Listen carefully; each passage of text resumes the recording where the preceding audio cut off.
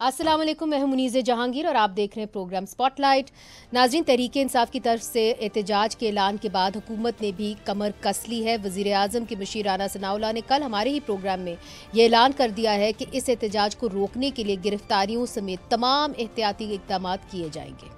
जब आप इस किस्म की कॉल्स देंगे, जब आप इस किस्म की गुफ्तगू करेंगे कि जी इतने दिन में हम आर हो रहे हैं या पार हो रहे हैं, तो फिर गवर्नमेंट जो है या जो लॉ इन्फोर्सिंग एजेंसीज हैं वहाँ पे जो लोग बैठे हैं उनकी भी कोई जिम्मेदारी है। वो फिर उसके मुताबिक जो है वो प्रिवेंटिव जो है वो प्रोसीडिंग्स करेंगे। ये किस किस्म की उसके बाद फिर अगर आपको बात करें, all type of preventive proceedings इनके खिलाफ होनी चाहिए। जब ये आके कह रहे हैं कि हम 90 दिन में या आर हो जाएंगे या पार हो जाएंगे, तो इनके खिलाफ हर वो प्रिवेंटिव एक्शन होना चाहिए जो इनको इस किस्म की किसी भी अहमकाना जो है वो एक्शन से जो है वो रोक सके। जबकि आज तहरीक इंसाफ के चेयरपर्सन बैरिस्टर गौहर ने वजाहत की है कि तहरीक का आगाज़ हो चुका है और इसका अरूज 5 अगस्त को ही होगा, जैसे कि इमरान खान साहब चाहते थे। इससे कबल अली अमीन गंडापुर ये कह चुके थे कि 90 रोज़ के बाद आर होगा या पार होगा। इस हवाले से आज तहरीक इंसाफ के सीनियर सेनेटर अली जफ़र साहब ने भी कहा है कि एहतजाज से मुतल्लिक इमरान खान का बयान मुख्तलिफ था, लेकिन पार्लिमानी मीटिंग में मुख्तलिफ बात की गई। इसके बारे में कन्फ्यूजन तो है ज़रूर, क्योंकि जो इमरान खान साहब का जो आया था पैगाम वो मुख्तलिफ था।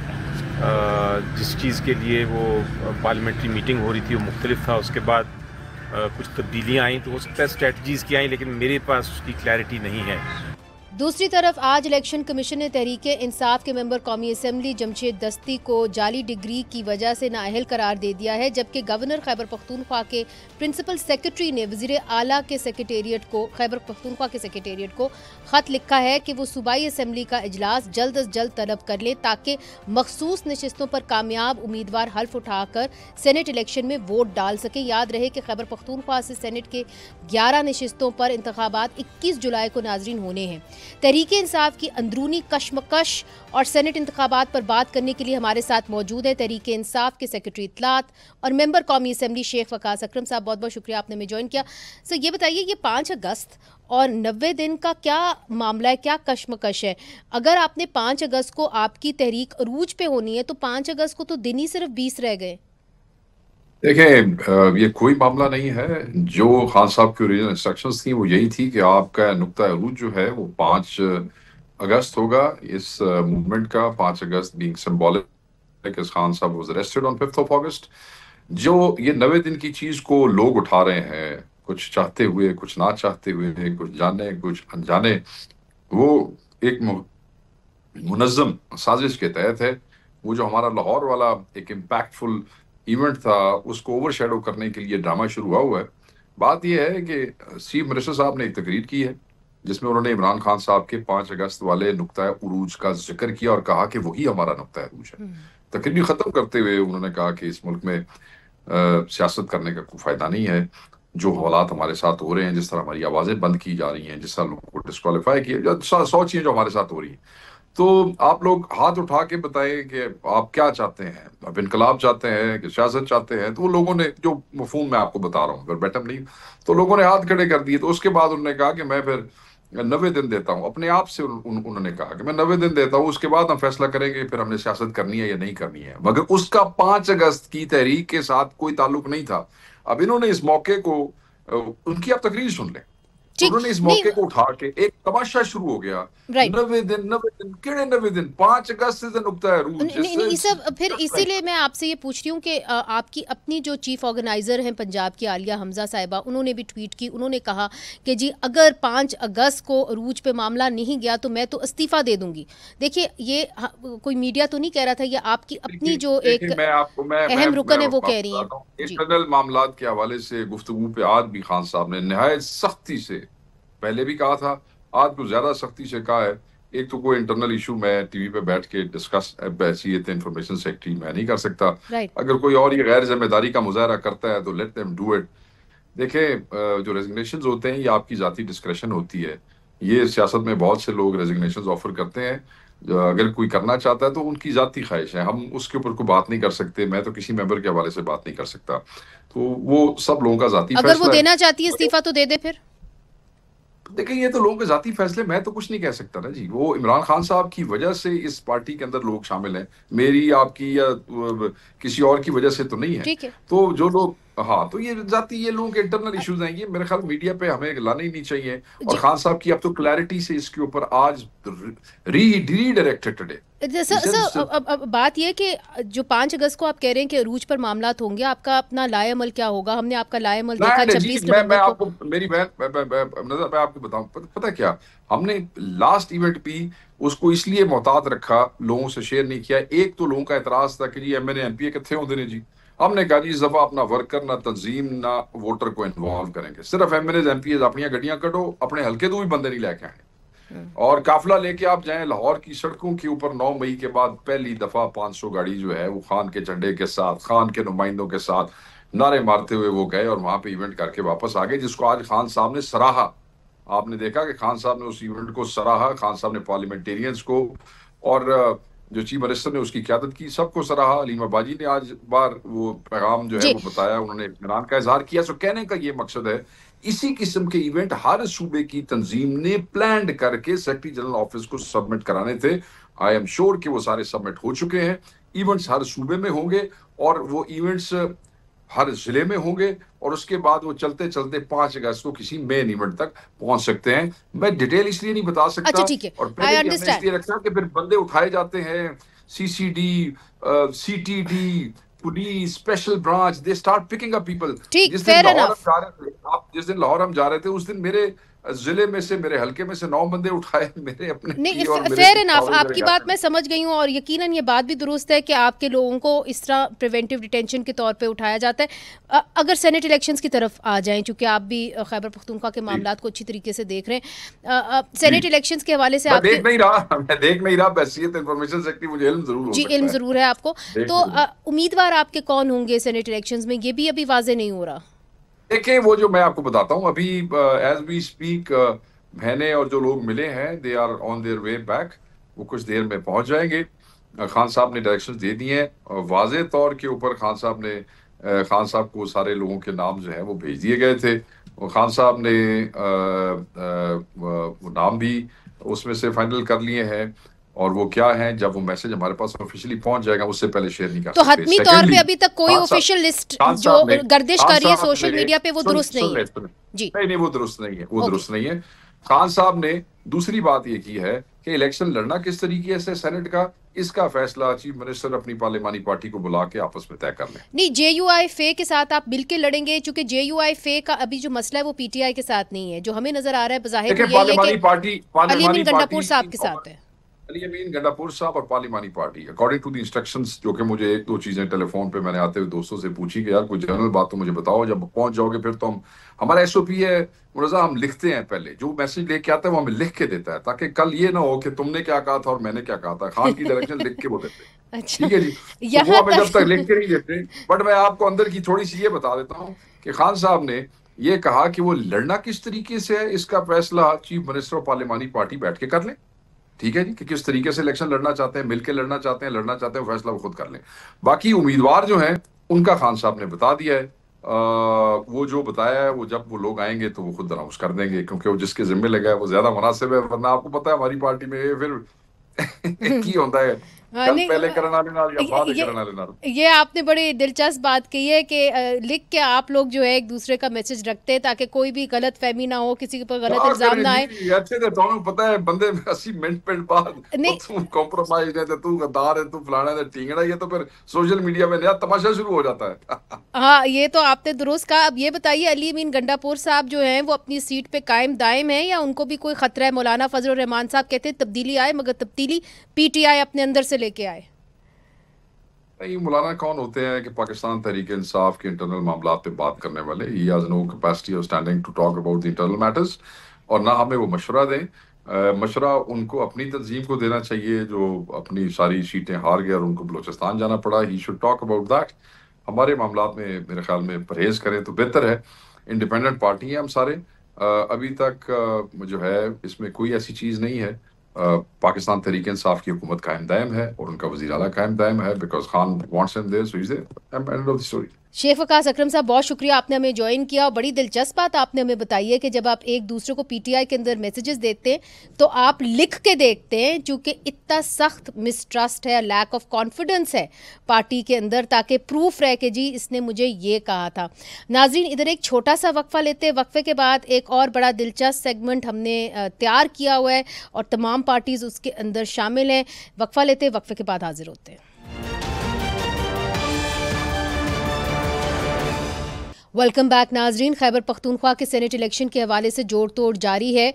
क्या राइयाँ हैं कि मुस्लिम लीग नून, पीपल्स पार्टी और JUIF मिलकर इलेक्शन लड़ने के लिए तैयार हैं। वाज़े रहे कि खैबर पख्तूनख्वा में सेनेट की 11 नशिस्तों पर इंतखाबात हुए हैं और 145 के ऐवान में तहरीक इंसाफ के पास 92 नशिस्तें हैं, जबकि मखसूस नशिस्तें मिलने के बाद हिज़्ब इख्तिलाफ की नशिस्तों की तादाद 52 तक पहुँच जाएगी। इसके अलावा फ्रंटियर कॉन्स्टेबलरी को फेडरल कॉन्स्टेबलरी में तब्दील करने से मुतल्लिक भी वकला में शकूक व शुबात पाए जाते हैं, क्योंकि अब इस फोर्स का दायराकार पूरे पाकिस्तान तक बढ़ाया जाएगा और इसको पुलिस ऑर्डर और CRPC में दर्ज इख्तियारात भी दे दिए गए हैं। इससे कबल इस फोर्स का दायराकार खैबर पख्तूनख्वा तक महदूद था और इसकी जो ज़रूरत पड़ने पर दूसरे सूबों और इस्लामाबाद में तैनात इसको किया जाता था। और पिछले कानून में इस फोर्स के पास ज़ाब्ता फौजदारी, इंसाद दहशतगर्दी एक्ट और पुलिस ऑर्डर के तहत इख्तियारात हासिल नहीं थे, जो अब इसको हासिल होंगे। क्या फेडरल कॉन्स्टेबलरी बनने से सूबों के इख्तियारात पर कदगने लगाई जाएंगी?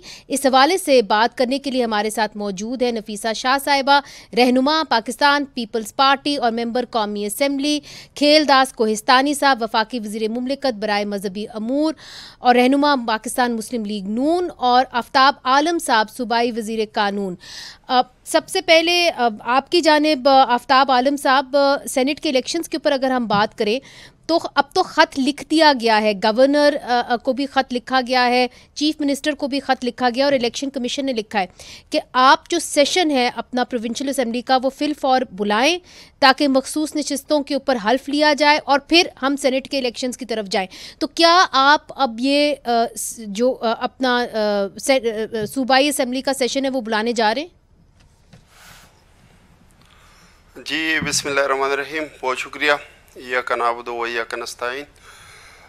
इस तरह है जी कि बिल्कुल ख़त लिखा जा चुका है, हमें मौसूल हो चुका है, लेकिन अब तक हमने इसके ऊपर मशावरत नहीं की।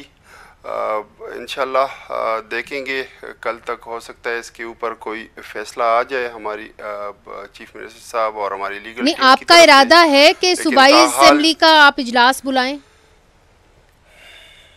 जी फ़िलहाल तो अभी इसके ऊपर हतमी कोई फ़ैसला नहीं हुआ। अच्छा। मैं अगर पर्सनली कहूँ तो हमारा बिल्कुल मेरा इरादा नहीं है। अच्छा। उसकी वजह यह है कि जो ज़्यादती हुई है, जो जुल्म जबर हुआ है रिज़र्व सीट के हवाले से, वो आपको भी पता है, सबको पता है, पूरी दुनिया को पता है कि हमारी वो माइनॉरिटी पार्टीज़ को, जो फॉर्म 47 की पार्टीज़ हैं, उनको किस तरह नवाजा गया, उनकी अक़लियत को अक्सरियत में बदलने की कोशिश की गई। ठीक है, तो आपने अपना इरादा बता दिया। डॉक्टर नफीसा शाह साहिबा, आप एक पुरानी पार्लियामेंटेरियन हैं, अगर ये प्रोविंशियल असम्बली का इजलास नहीं बनाते तो फिर एक क्राइसिस पैदा होगा, मगर उस क्राइसिस का नतीजा ये हो सकता है कि जज जो हैं वो आके हल्फ ले सकते हैं। Would that be, is that where we are headed?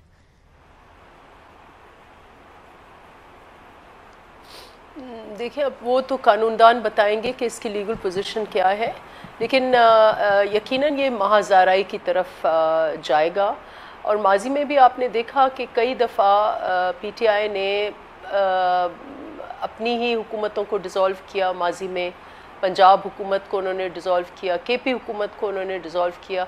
तो इन इशूज़ से ये अपने आप को स्ट्रेंथन नहीं करेंगे और आइसोलेशन की तरफ KP जाएगी, जो फिर लोग जो हैं वो काफ़ी पहले ही कुछ बेजार हैं और इनकी आपने देखा कि गवर्नेंस पर फोकस है नहीं, ज़्यादा फोकस महाज़ाराई पर है, प्रोटेस्ट पर है जी। और एक कानूनी प्रोसेस को अगर आप रोकेंगे, अब देखें ये कोर्ट ने फैसला किया है, कोर्ट उनको पसंद हो ना हो, लेकिन आपको याद होगा, मैं शायद इनको याद ना हो, लेकिन 2008 वाली जो पीपल्स पार्टी की कोalition गवर्नमेंट थी जी, उसमें एक सुप्रीम कोर्ट जज ने हमारे इलेक्टेड प्राइम मिनिस्टर को डिसमिस किया जी, बिल्कुल। और हम एक बहुत तैश में थी हमारी पार्लियामेंट्री पार्टी, लेकिन उस वक्त ये एडवाइस दी गई कि देखें कानून जो है वो आपको पसंद हो ना हो, you have to follow rule of law, बेशक वो आपके अगेंस्ट जाए।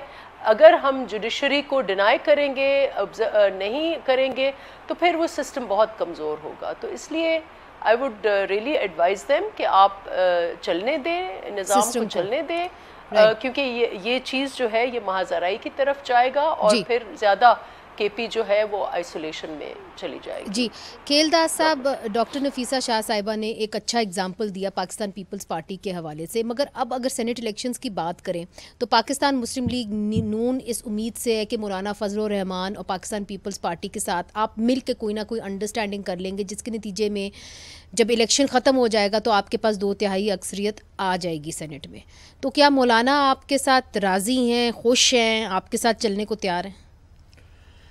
देखें, जो जमहूरियत होती है वो एक दूसरे को बर्दाश्त करना, एक दूसरे को साथ लेकर चलना और अपनी जमातों के मुफाद में फ़ैसला करना, ये जमहूरियत का हुस्न है।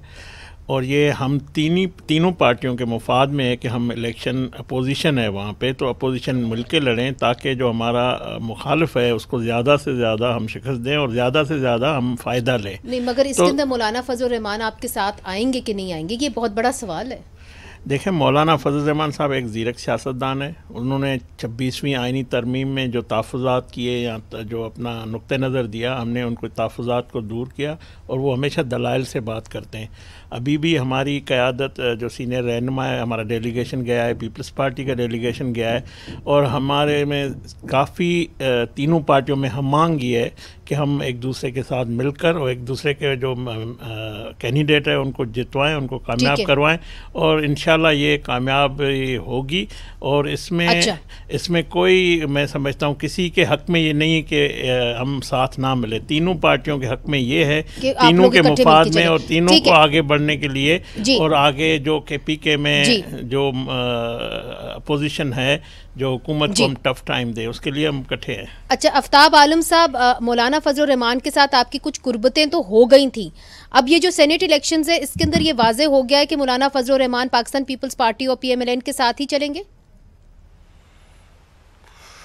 जी, पहले तो मैं थोड़ी सी आपकी जो प्रीवियस क्वेश्चन था उसको क्लैरिटी के लिए बताना चाहूँगा कि last time Peshawar high court से एक डायरेक्शन गई है इलेक्शन कमीशन को कि चूँकि PMLN और जो हमारी मौलाना साहब की पार्टी है उनका इसके ऊपर जो है डिसएग्रीमेंट है, जो इनकी डिस्ट्रीब्यूशन है रिजर्व सीट्स की जी, तो उसके हवाले से भी अभी इलेक्शन कमीशन से फैसला आना बाकी है। आज फैसला हो गया साथ साथ नफीसा शाह साहब आज फैसला हो गया उसका जी।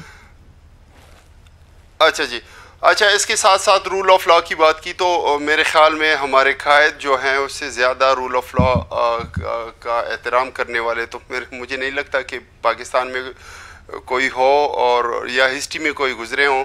और इसके साथ साथ आप देख लें कि हमारे साथ इन्हीं हमारे इंसाफ के ऐवानों से जो कुछ हुआ या इंसाफ के साथ जो कुछ इन्होंने किया, जुडिशरी के साथ जो इन्होंने किया, उनको सबड्यू करने के लिए जो कुछ इन्होंने किया, वो सारी कौम के सामने है। अच्छा, जहाँ तक ताल्लुक़ है मौलाना साहब की, तो मैं ये समझता हूँ कि वो कभी कभार नहीं, बिल्कुल हमारा उनके साथ कोई ना कॉन्टेक्ट्स हुए थे इस हवाले से। मुझे लगता है कि ये भी इनका कोई इंटरनल ड्रामा ही हो सकता है कि मौलाना साहब अक्सर औकात इसी तरह हरबे इस्तेमाल करते हैं ज़्यादा फ़ायदा उठाने के लिए। ना हो तो वो अभी भी कोलिशन का हिस्सा भी हैं फेडरल गवर्नमेंट में भी, वो इसी तो आपके साथ सर आपके साथ कोई कोई राब्ते नहीं हुए? जो किरदार उन्होंने अपोजिशन में रहते हुए जो फायदे उठाए वो सबके साथ आपके साथ कोई राब्ता नहीं हुआ मौलाना फजलुर रहमान से, और आप ये कह रहे हैं कि वो भी ये ड्रामे करते हैं ताकि ज्यादा से ज्यादा फायदा उठा सके, ये आपका कहना है? जाहिर बात है, बिल्कुल हमारे साथ उनकी कोई कॉन्टेक्स्ट नहीं है, वो फायदा उठाने के लिए इस तरह के हरकत इस्तेमाल कर रहे हैं। डॉक्टर नफीसा शाह साहिबा, क्या उम्मीद है पाकिस्तान पीपल्स पार्टी की इस सेनेट इलेक्शन से? कितनी सीटें आप लोग निकाल सकेंगे और क्या अंडरस्टैंडिंग होगी पीपल्स पार्टी और JUIF के साथ? जब भी देखिए, जब भी एक हम आहंगी पैदा करने की कोशिश की जाती है तो उसके नतायज जो हैं वो मुस्बत ही निकलते हैं, और सेनेट में हॉर्स ट्रेडिंग को रोकने के लिए ज़रूरी है कि मुख्तलिफ जमातें आपस में मिलकर लड़ें और उससे विन विन सिचुएशन होगा। कई मुख्तलिफ नौइयत की सीटें होती हैं, जनरल होती हैं, रिज़र्व्ड होती हैं, टेक्निकल सीट्स होती हैं। तो अगर पार्टीज़ आपस में मशावरत, और माजी में यही रहा है कि जब भी एक दूसरे से बातचीत करके आप करते हैं तो वो विन विन सिचुएशन होगी।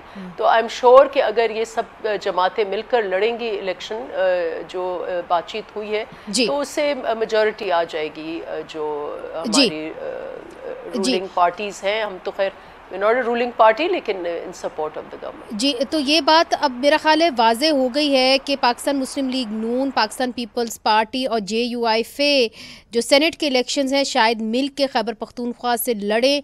इसके अंदर ये किया जा रहा है, प्रेडिक्ट किया जा रहा है कि फिर सेनेट के अंदर जो है हुक्मरान जमात और उनके इत्तेहादियों की 2/3 अक्सरियत आ जाएगी। नाज़रीन, इधर एक वक्फा लेते हैं, वक्फे के बाद 18वीं तरमीम का रिवर्सल, इस पर क्या हो रहा है, इस पर बात करेंगे वक्फे के बाद।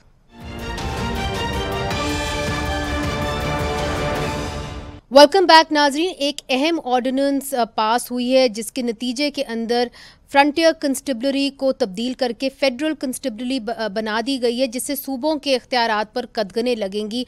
आफ्ताब आलम साहब, आप खैबर पख्तूनख्वा के अंदर बैठे हुए हैं, मुझे ये बताइए कि आपकी पार्टी क्यों कहती है कि इससे आपकी जो इख्तियारात हैं वो कम होंगे, सूबे के इख्तियारात कम होंगे? जी बिल्कुल, मुझे तो बड़ा अफसोस होता है, ख़ास तौर पे पीपल पार्टी के ऊपर, जो कि बारहा कदम कदम के ऊपर 18 अमेंडमेंट के क्रेडिट लेने के लिए वो तकते नहीं है।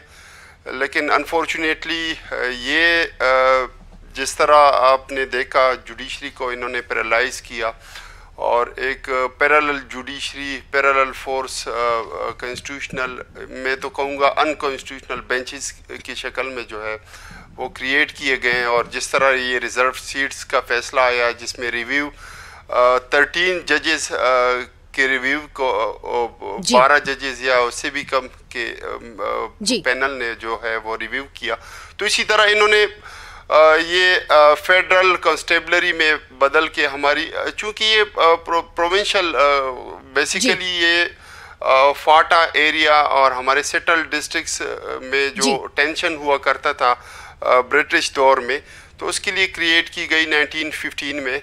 लेकिन बदकिस्मती से अभी 18 अमेंडमेंट में जिस तरह सब्जेक्ट है पुलिसिंग, पुलिस वो प्रोविंशियल सब्जेक्ट है, तो इन्होंने पैरेलल पुलिसिंग क्रिएट करने की कोशिश की। ये बारहा कोशिश कर रहे हैं कि सूबे के इख्तियारात जो हैं उसको दोबारा, मैं ये कहूँगा बल्कि कि 18 अमेंडमेंट को ये रोल बैक करने की कोशिश। अच्छा, इधर ही रुक जाएं, ये बड़ा अहम बात आपने की है आफ्ताब आलम साहब। मैं डॉक्टर नफीसा शाह साहिबा ये जो बात करें कि जी 18th अमेंडमेंट को रोल बैक करने की कोशिश की गई है, फेडरल कंस्टेबलरी को पुलिस ऑर्डर 2002, इंसादे दहशत गर्दी, CRPC, सारी वो जो तमाम शिकें दे दी गई हैं, तो एक पैरेलल वाकई में एक पुलिस फोर्स खड़ी कर दी गई है और वो डायरेक्टली फेडरल गवर्नमेंट को रिपोर्ट करेगी। तो फिर जो लोकल पुलिस फोर्स है उसके इख्तियारात को क्या होगा?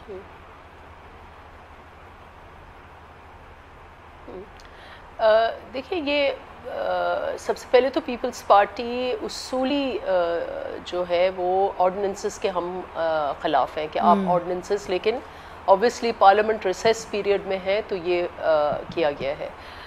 इसकी अगर हम कॉन्टेक्स्ट अगर देख लें, मैं खुद बजाते खुद, अभी हमारी पार्टी पॉलिसी अगर आएगी, लेकिन बजाते खुद आई फील के जो है